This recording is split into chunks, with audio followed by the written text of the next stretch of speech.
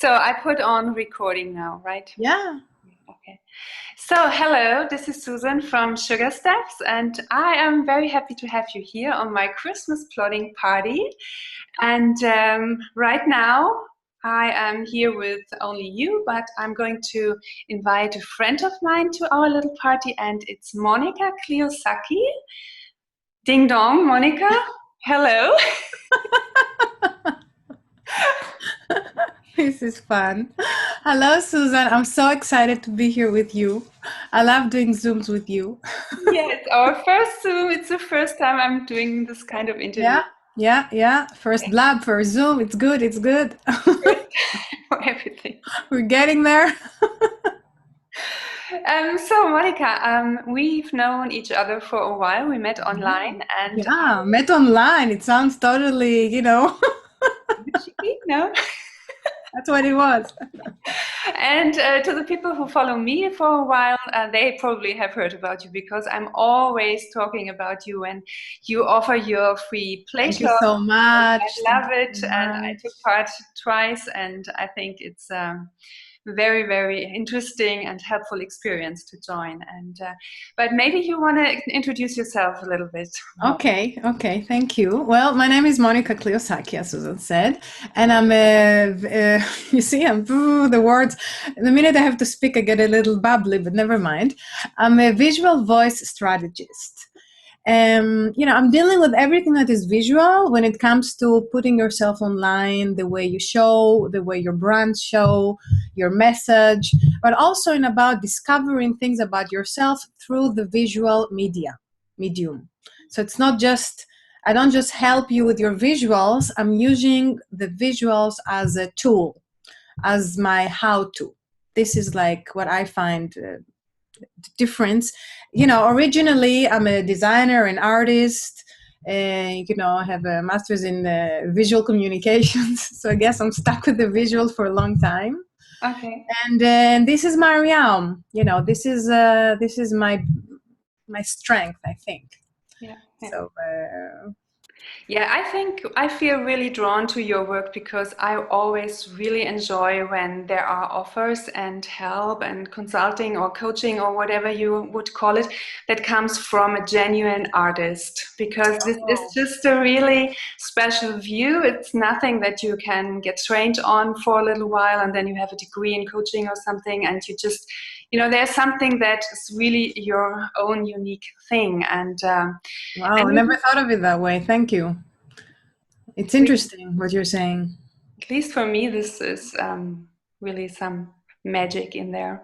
So I wanted to ask you, how do you feel about being an artist? Or when was the first time you noticed that this is something that is really a big part of yourself and not Wow. Oh, you just touched so many points. Just try. How long is this gonna be? Half an hour? I don't know. Let me drink a little bit. Get ready for me. Yeah, sure, I do too. Cheers. Okay, so first of all, I think that I've been thinking of, I don't know when I've been thinking about myself, because that's there I'll get. But I think I've been an artist all my life. I remember having always, like here in this finger, like when you hold a pen, just where the pen touches here, there was always like a black or blue like mark, permanent. Doesn't matter, from all the markers and the paints, doesn't matter how many times I would wash my hands, that doesn't come off in one washing anyway. And minute after I would color again, or so I would have again that spot. So I remember my childhood with these marks, of color on my hand. So that's definitely my thing. Also, I grew up as an only child, although I'm not an only child, but I had to entertain myself. I had to entertain myself, period. So art was, the quiet activity and the activity that always attracted me, and I could always do more. And it was accessible, I didn't need to get out of the house. I didn't need any special instruments. it's sort of like piano. You need a piano if you want to play the piano. If you want to ride a pony, you need a pony. If you want to ski, you need to go on the mountain. Yeah, you were pretty independent with this kind yeah, of. but art, you need this Yeah. pen, paper, and you have all what you need. So that was also a big part of it, I think. But it was my inclination. It's funny because I met a friend years after, and she told me, "So what are you doing? So you must be in the arts, right?" And she was from my elementary school. A friend, like, she didn't really know that I was really into that. She didn't know I studied. She didn't know any of that. All right. And I always thought at elementary school that it was not obvious to people, but I guess it was, because she asked me, "Oh, you must be in the arts, So I guess it's been my thing, and I had dreams about doing artistic projects from a very young age. In fact, I don't know if maybe I told you that when I was 9 years old. I went with my grandmother to a shop and we bought, what is a Viewmaster? These like with the round slides that you put them in and they turn. No, I don't know. It's called a Viewmaster. It's like a circle with little slides, and put it in like a. I'm sure you do. I'm sure it has been everywhere. I have to find it. Anyway, so there was these slides, and you bought a story in each one of these reels. There was like a story, and we bought the story of Moses in Egypt. And I remember and it was like 3D art in there, sculptures, something really. Now I don't know if people would be surprised, but then it was like, wow, I've never seen anything like that. And I remember, and because I'm Jewish and we're celebrating Passover, it was that moment that I said, one day I'm going to create my own Agadah, my book of Passover, just from seeing that. So that was 9 years old. That I remember, like it was 9, and that's what I said. So I think that was my first intentional artistic thing. And it took years till this happened, but it happened. It happened a few years ago. Yeah. So, so it has always been my thing. Now, to further a little bit your question, it has also been my thing when I finally, had to choose where I'm going to go to college, because many members in my family wanted me to go into business, or thank God they didn't want me to be a lawyer or a doctor. I don't know that I was spared from. But, not everybody was happy with my inclination into the arts. But to me, it was like, there's no other option. There's nothing, So I went into visual communications, which is like graphic design. For me, actually, it was a very how do you say that, practical choice. I didn't see myself as an artist, by the way. You see? Okay. It was being in the arts and using the arts and touching the arts, smelling the arts, doing art, but not as an artist, more as a designer, which comes from a different place. It's when you're a designer, you're doing it for a purpose. You're serving a client. You're getting a brief and you have to create something according to the brief. When you're an artist, you're like doing your own thing. You don't care who wants it, who needs it, who asks for it. All that thing. So even when I went to college, I didn't see myself as an artist. Like, I wouldn't tell you I'm an artist. I would tell you I'm a designer, That's so interesting. Yes, it is actually. And before I put on this, that I wasn't, although I went to a school for, design, I also went to grad school for that, by the way. To what school? Grad school? Yeah, so I have a master's in that. Although there it was a little less art, more liberal and more, anyway, still, I didn't call myself an artist, okay? I was a designer, I was all sorts of stuff, but not an artist. And then around year 2000, I was working in publishing, and, so I was all the time working with writers and editors, and I started developing my own graphic style. I was calling it Sakki. And I wanted to illustrate something with it. So I told my editor, why don't you write me a book, so I can illustrate something. And he did, and I started, and I didn't start. And, well, actually it took him a while till he did. So I was like, I have to illustrate something, and I'm not a writer. I'm not a writer, so I'm not going to write a story now to start illustrating it. And then I looked at my tarot cards. I had tarot cards. I've been into that for a few years before, and I said, oh, I'm going to do a few tarot cards. I don't need text. I don't need manuscript for that. I can just.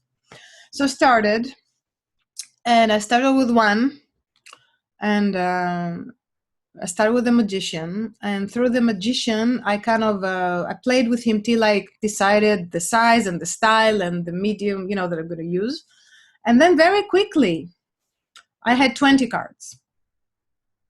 It has to be 78. I made 79, but it has to be, Okay. I had 20 cards. And when you saw 20 cards, you could already tell what this deck would look like. Yes. And at that point, it was also when I left my job in New York. It was in Golden Books, Random House. And I decided to, well, this has a lot to do with your Christmas theme, by the way, Okay. Yeah, of course. We haven't yeah. So anyway, there was this market in Union Square. Union Square is one of the most central and most amazing, huge, active, legendary squares in downtown New York. Okay. So there was this market, a holiday market for Christmas, that went on for 32 days. And, it started on Thanksgiving, the day after Thanksgiving, and went on till Christmas. Okay. So it's something like that. And, I had some friends that have been there before. So it was like an idea, why don't I take part of this market? And I got a booth. Actually, I got half a booth, it was like, honestly, the width of my desk now, that was the booth, okay? Because everybody had a regular booth. I had half a booth because I had to pay for it in advance. There was no way I would pay for a whole booth. It was really expensive. And I decided I'm going to sell, I didn't have my tarot deck produced then. Also, I haven't had it designed even yet. I only had 20, maybe 25 cards, but by the time this market thing happened. So I took all of them, and I took what I had, and I made prints of them, and I framed them in little frames that I painted them myself before with glitter and all sorts of. Don't ask. It was like it was 3 months of 1 month I was thinking what to do and I was printing and preparing. The second month I was buying frames and painting them and mounting everything. And the third month was sitting there selling it. Like, it was really. Oh God. Yes. And I took also some other art I had and I framed them and I put, so it was all frames around me, and I had some magnets and I put a sign in front, all art is created and sold by the artist. That was like the first time I said, but that I didn't say by the designer, I said by the artist. And first time you said it out loud that you are the artist. Sort of. Okay. We're not there yet. Anyway, and some people were coming and they were looking at the stuff, and then I felt that people thought I'm working at the booth. They did what? That I was working at the booth, because okay. Booths, they were selling bags and clothes and jewelry and you name it, soap, whatever. Okay. So here they didn't know that I'm the artist. They thought I'm working at some booth of this Sakki, whoever that person, whatever that is. So I took a little, it was very cold. You know what cold is in Germany, So I was wearing a coat and jacket and double pants and double socks and double everything and hat. So I had this hat on and I just took a sticky, just like this sticky. And I wrote on it with a pen, I am the artist. And I just put it here, put it here. So that was like a big moment, because I remember sometimes, like I had to use the ladies' room. So I would run to the next door cafe, and it was called, this place was called Coffee Shop. But apparently this coffee shop was, all the models were going, I don't know, they had the best bathroom, and it was like easy to, squeeze in, like get in and out without. Yeah. And people, I was go in and said, oh, you're the artist, very New York, I'm the artist, with the sticky, I'm the artist. So I think that was like a very that was a declaration, you know, that sticky there. That was like real declaration. I'm the artist and this is my art. And I'm, you know, I'm working this holiday market here and I'm here for a month and I've already worked there for 2 months before and people are buying my art and like that's how I make my living right now. And it was a huge thing. You know, it was a huge thing because it really, yeah, it was a huge thing. Did you get into different kind of conversations with the people? Oh yeah, oh the conversation, believe me, that was like a month there. You become a different person, you know, you become a different person. First of all, you know, shy, forget it. Like I was shy, no more shy. You don't want to be outgoing, forget it. You have to be outgoing, you know. Also, you know, you needed company, you know, I needed company, you know, even if people wouldn't buy, I would rather talk to someone than freeze to death. It was outdoor. That thing was outdoor, okay? It was outdoor. Some days it was snowing, you know, very very special, very beautiful lights in the evening was absolutely magical, you know. And most of my sales, by the way, were happening in the evening somehow. I don't know, but you know, I was luckier in the evening. So anyway, that was a big. That was definitely my biggest Christmas revelation. Well, I think that's really a really interesting point because especially for screenwriters, a lot of people are doing it on the side and they have a hard time to really say, I am a screenwriter. You know, they sit there in their spare time, in their evening hours or whenever and write or try or write their screenplays and they just consider it being a hobby and I'm not really there and when will I be a screenwriter or not? This topic of am I a screenwriter or an author or an artist is a big one, I think, and I think it makes a lot with you inside when you finally say, yeah. You know what? I'll tell you what. I think. I mean, look what it took me to get there. Okay, but I was actually making money from that right now. Like, it was not a place for me to say I'm a designer. I didn't have any more my designer job. You know, it was very clear that I was not an artist. So I think this is a point. The minute you start getting a little bit even of money, even if it's a little bit for something that you do creative, I think then that's something that already pushes you forward to really own that thing. Okay. But wait, I want to tell you more. It's not done. It's not done. So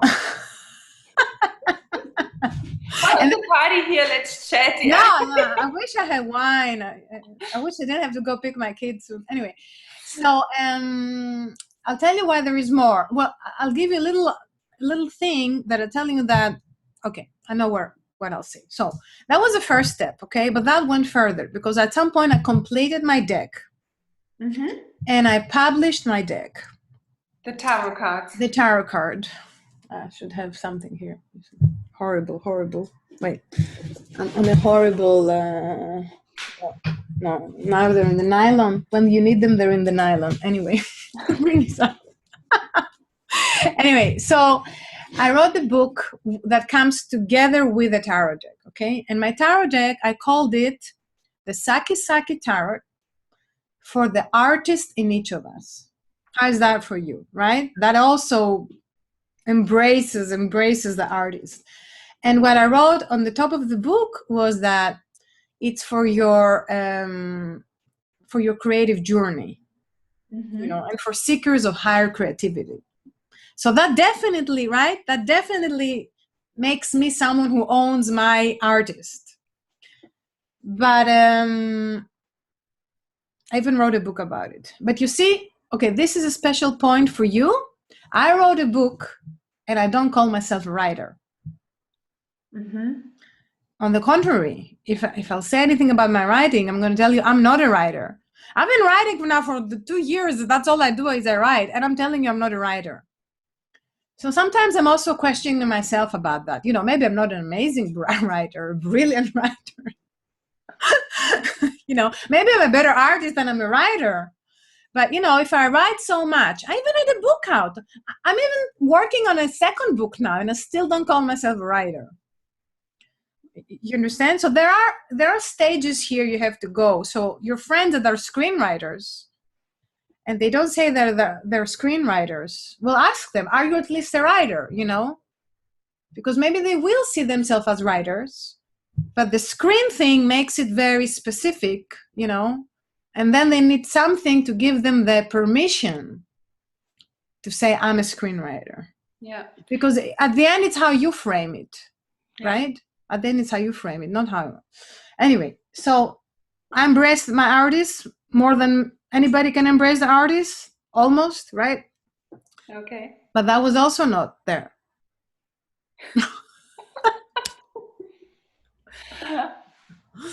Because I have not really embraced my artist. You see, you're helping me now. That's my new about page. Never mind. Very good exercise. Yeah. I was not really embracing my artist. I was embracing my art. I was embracing the fact that I had devoted myself in my art, whatever that art may be. Mm-hmm. And my recent play with self-magic, okay, this is where I realized, and in fact, you were there, I realized that at not the last play shop, the one before in March. Mm-hmm.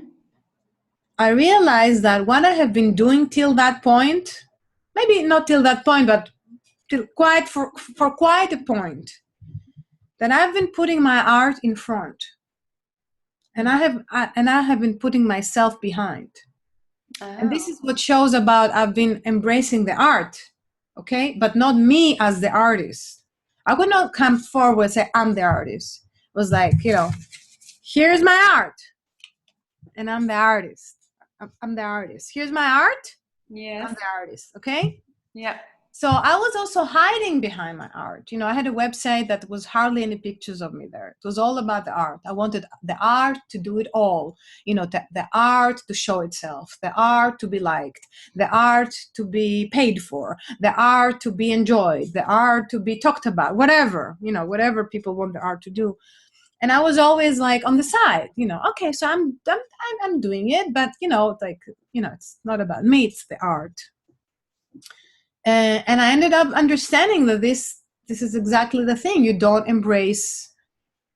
I was not embracing it, So then I came up with this, you have to stand by your art and not behind it. Because, if your art is also sometimes like a baby, right? Would you let your baby tell him, her, go, show yourself, do a little tour in the playground? You don't need me to hold your hand, go feed yourself, go show yourself, mm-hmm. Go smile to people, go show how cute you are, you don't need me to give you a bath, to clean you, to show you how to eat, to teach you how to talk. You don't need me. So it's like this, right? Mm-hmm. When you have a baby, you're with the baby. You're not behind the baby. Even when you're pushing it when it's a stroller, you're with the baby. You are accompanying the baby, yes, to their first steps. So this is what an artist, a writer, a screenwriter is doing with their work. They have to accompany it, okay? They have to be there with that thing. So if someone tells you, I'm not a screenwriter, they have a few steps to go through. So first, embrace that you're a writer. Let's start there. I'm not a writer. You see, now I feel bad saying that. Well, you know what? I'm not a horse racer. How's that? True. You have no idea. I never rode a horse, okay? So I'm definitely, I'm not a surfer. I've never surfed, okay? So that I can say. I am not a surfer. There you go. But I swim 3 times a week. So am I a swimmer now? Yeah. Maybe I am. I'm not a professional swimmer. I don't compete. I don't have medals. I don't swim amazingly, but I'm a swimmer, right? Mm-hmm. So the minute you engage in it, you are that. Mm-hmm. But then you have to, when you're creating works of art, you also have at some point not just send it out there, whatever send it out means, and expect it to do things for you, because you're the mother, you're the father, right? You have to be with that thing. You have to take it by the hand and never leave it and support it. So it's this kind of, on the other hand, I always felt that my art supports me. And I'm not talking just about financially, my art always supported me, first of all, emotionally. As I told you, I was a child. If I didn't have my art, I would go crazy, but I had my art. So I hope you don't. So I only went a little bit crazy. I'm joking. Anyway, you understand? So it's like the one supports the other. The practice itself supports you. You lending yourself, you decide to sit down and write, supports you. But when you have that thing written, you have to support it. Yeah, that's a good one. Yeah. It's kind of, you each do support each other at a different time. It's again like baby. Once someone was a baby, then one day they'll be an adult and I'll be old and someone will have to take care of me. Hopefully. Yeah. It's the things reverse sometimes, the things. And supporting your art also means, really getting visible then. Showing it. Showing it, seeing it and showing it. Seeing it and show, exactly. Yeah. Because if you keep it in the drawer, as they say, if it's in the drawer, even you don't see it anymore, so you have to put it out there, and then that's also your chance to see it. It reflects back to you. Yeah. And people's feedback reflect back to you. You understand more what you did. Because as artists, we don't understand the minute we do something. Yeah. When we do something, we're a little bit like a channel. We're going with it. We feel an attraction, you feel the urge, you want to invest yourself, to immerse yourself in the creation. You don't know exactly what you're doing. No. Even when I know exactly what I want to do, it doesn't come out like I want it anyway. So it happens, and then you have to put it there and to look at it. And I think there's one thing from your what you always say that is a really huge nugget is you need visual proof of what you do and who you look, what you look like. This is so important. And I was just thinking about it lately when a friend of mine, he climbed the Mount Kilimanjaro in Kenya. Ooh. Right? And he is in his early 50s, so it was a really big deal, big experience for him. And of course, he walked up this mountain, and they were, I think, 12 friends of his, and 7 did not make it to the top, but he went to the top. And guess what he did? He took a picture there, I was afraid you're going to say he didn't take a picture. Of course he does. No, I was afraid you'll say he went and he didn't take a picture. Oh my God, I'm so relieved now. No, what I wanted to say is this is just, one shot and one single photograph maybe, but it captures his whole experience, and he will have it forever. He can show it to his son and his friends and family. That's true. Everywhere. And the other example is, who would ever go on his or her wedding day without hiring a photographer before? That's true. You want to capture those moments, and you want to be able to look at them and keep them with you and share them. And this is, I think, really the power of really taking the photograph and having a visual proof of what happened there or what was there at that moment. I think there is a trend now with all the selfies that I'm not always sure what to think about the selfies, because there's a negative thing about them. Some people think it's narcissistic. Some people think it's about you showing yourself with some important person or something and showing off, or with the most beautiful girl in class, and all that.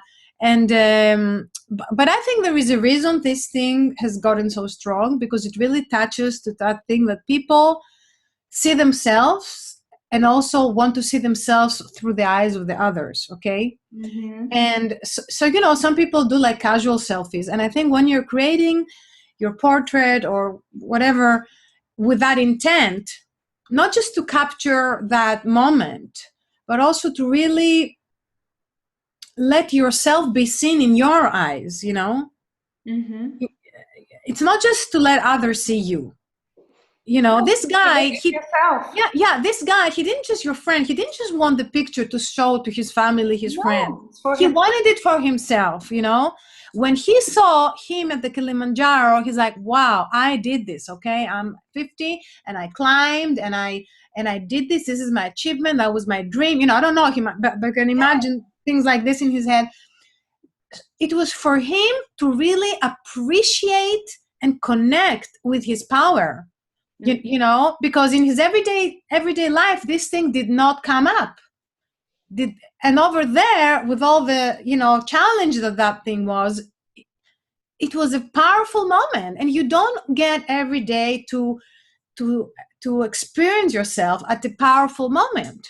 Yes. You know, so for me, this is like I told you that just before we met here today. I had a play shoot, and it was really silly and playful, and you know, but I was just, it was that thing, you know, I don't see myself silly and playful in my everyday, you know. I'm in front of a computer running after my kids. I don't get to see the playful, silly playing around Monicka. I don't get to see that. And unless I do this play shoot, I don't, you know, I take some photographs, yes. I don't get to see that, you know. I don't get to, so that's the importance of that. It's not about narcissism. It's not about, you know, all that is not relevant, you know. Yeah. And I think when it comes to your art, you know, like when you talk to your art, when it comes to writing, okay, then sometimes, you know, maybe you just have to record yourself reading something that you wrote and then play it back. Yeah, maybe. You know, that is another level of experience that you don't usually, you know, when you're sitting there typing your stuff, you know, you will read it. You have one experience by reading it, but then give it another form. You know, you cannot immediately turn this into a play or into a movie, right? But you can take 2 pages, read them passionately, and record them, and then play them back to yourself. Yeah, and then you see what you have, you know. And created. then you get a different feel of your work, you know. Sometimes I'm writing these meditations, visualizations, you know, I don't, whatever you call them. And once I tried do them like free, I mean, I'm pressing the record and I'm talking, you know. Mm-hmm. And then when I played back, it had all these you know, Yeah, okay. not so good. So what I started doing now is I script them entirely. Like I write every word down. Mm-hmm. So there's no thinking. And then I read it. And when I read it, I find things that are not going in the flow of the speech. Mm-hmm. So after I read it and the speech is like stuck somewhere, then I correct it, I adjust, make little adjustments so it flows. And then I record it.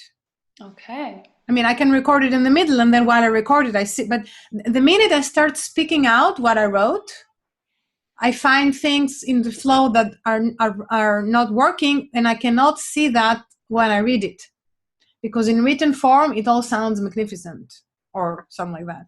But then and it's sometimes a word here or a word there. You know, it's not. You know, I don't write rhymes. It's not poems. Yeah. But it's the flow. The rhythm of it. So when I read, and then I can flow and not get stuck and you know, when you start. So I think that's, you know, and I think this is what happened to me at the Christmas market, is that I was able to experience my art from a different place. I was as a viewer now, you know, because I saw myself from the outside. You know, I'm not the artist, you know, so I started seeing myself. You just have to change the way you look at yourself to own yourself more. Yeah.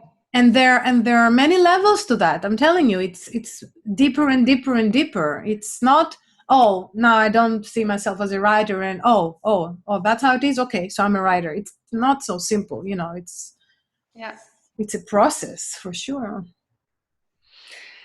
Oh, Monicka. Looking forward to putting this all together. So since we are here at, so to speak, Christmas party, so you are here, but you don't celebrate Christmas. So what is December for you? What makes Yeah, I don't celebrate Christmas. It was so funny when you asked me to come and tell you about Christmas. Yeah, because I don't celebrate Christmas, but I told you that I have so many Christmas memories and so many, like Christmas for me is a big thing. You can't get around it, right? No, I Especially can't. No, if you live in New York, you no. an overload Oh, probably God. of Christmas. Well, look, if you ask me what is the best time to visit New York, I would definitely tell you the holidays. Because the lights and all the big shops, they have all these amazing jaw-dropping storefronts, all the Macy's and Bloomingdale's, Bergdorf's, all these shops that even if you'll never buy there, you definitely, Saks Fifth Avenue, they have like amazing display, amazing, so creative and really festive. I also remember, now sometimes I think of it a little less exciting because we're so used to all the ooh. But as a kid, oh my God, it was, anyway, it's still impressive. Let's not, diminish of that. But other than that, for me, Christmas was always the worst day because no one would invite me to any dinner or, everybody was with their families.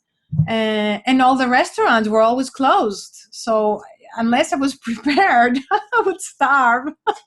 Like if I wanted like to go have a little Christmas brunch, it was like, forget it. It's like, so that was good to hook up with friends and celebrate Christmas. Yeah. And, I never had Would you go to a Christmas party even though that Yeah. Oh, I would be the first to go. See? Oh, yeah. Oh, look. Have a little eggnog or what? Oh, I love eggnog. Well, if I'll invite you to a Hanukkah party, you wouldn't come? I told you I have donuts and all sorts of stuff. Of course you would. Yeah, absolutely. And I'm not so sure. Well, the turkey is in Christmas or in Thanksgiving? With the turkey. Turkey is Thanksgiving. So what is in Christmas? I don't know. You see, I don't even know. I know these cookies, they call them the Linzer cookies. That is like dough, then jam, and then a heart on it, like dough with a heart of a shape of a heart. I love that. And I love eggnog. I like all the Starbucks. Every holiday, like the spice latte and eggnog, pumpkin spice. I love these things. Okay. Yeah, so Christmas is a big thing. I love Christmas. But I think it's actually, when I think about it, you have all the goodies about seeing these beautiful displays and maybe you get invited to the one or the other Christmas party, but you don't have all the hassle to organize the itself. So it's quite comfortable. I'm telling you, this Christmas market, okay, one of the reasons it's so successful, people, the beginning is people come and look to the last day, people would wipe out merchandise as if it was free. Like the last few hours, totally like whatever you have, bring it in. They would come with a list. It's not easy, so people had like long lists. I was selling a lot of my stuff as what do you call that, stocking stuffers, like my little prints in frames. People, that was not like the big, either there were like little gifts for people, symbolic kind of, or like stocking stuffers. What do you do with that? I think it's insane, but it runs the economy, doesn't it? Yeah, that was good for you too. Yeah, I definitely enjoyed it. It gives you the feeling that things can keep going on after Christmas, but no, they don't. You're totally exhausted after. God. Yeah. So are you writing something now for Christmas? Am I writing? Yeah, how are you celebrating? Well, we'll have few more minutes. Okay.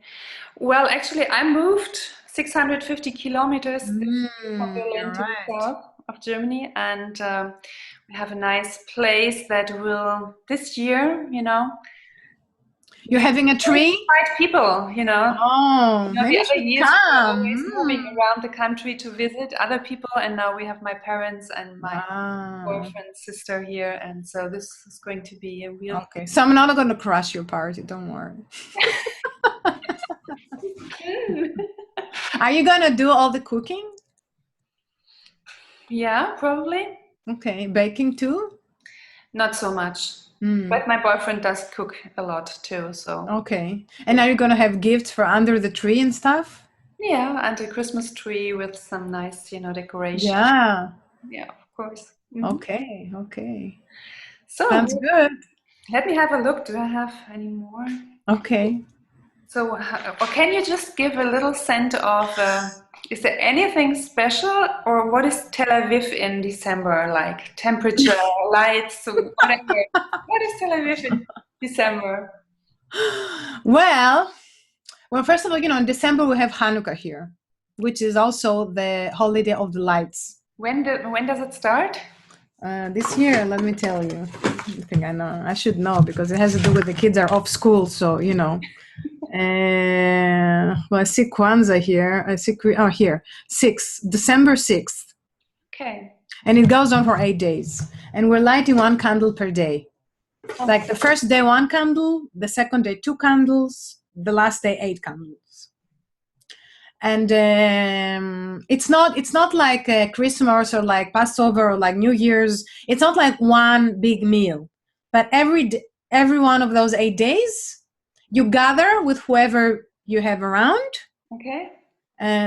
People visit friends, and you have like what we call sufganiot, which is like a donut. And they started making them really fancy now. Like they put all sorts of jams and chocolate and tiramisu sauce and cinnamon glaze and strawberry, and they charge like it's a donut. Hello, anyway. Yeah, so that's the candle thing, and the kids are going to be off school, and you have to entertain them, and the kids also get like little gifts, and they also get like money as gifts. We also have like chocolate that it looks like money coins, golden coins, but it's actually chocolate covered, and it's like chocolate money kind of thing. So we have that, which is pretty festive. It's not a big. It's not, it's not like one of the biggest holidays here. It's not like Christmas that it's mega. It's a little smaller, but it's definitely very active. It's also, fun, positive. It's not like, there's a lot of shows and a lot of, hustle and bustle. And also, if you go here to certain cities that there is a big Arabic population, they definitely celebrate Christmas. So if you go into these neighborhoods, you will see trees from the windows, you will see lights, but it's not the Christmas like in America, all this shopping craze. Like it's not. There's one day of the year that you go and you do see in some neighbors some special activity, but it's not that shopping craze. That's, I think, very American. Now, is it in Germany like that? Like this crazy? Yeah, it is. It's becoming more and more, and More and more, I see. it starts already in the end of August. That the shops put out the first letters for Christmas. So when it's over end of December, everybody kind of is like, oh yeah. Yeah. Okay, Monica, thank you very much. My pleasure. Always talking to you, my dear. And I'm looking forward to some Christmas pictures of you. Why not? Send me the tree. Okay. Do your magic.